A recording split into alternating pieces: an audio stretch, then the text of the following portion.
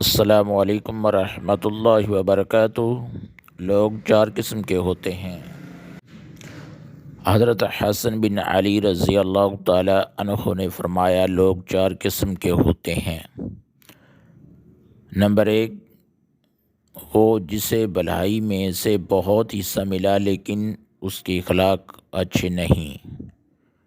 Number 2، وہ جس کے اخلاق تو اچھے ہیں لیکن بلائی کے کاموں میں اس کا کوئی حصہ نہیں۔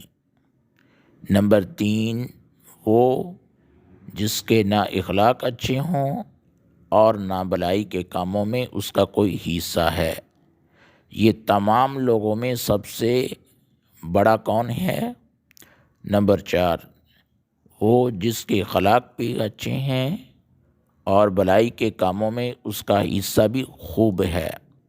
یہ لوگوں میں سب سے افضل لوگ ہیں۔ حیات الصحابہ جلد نمبر 3 صفحہ نمبر 590۔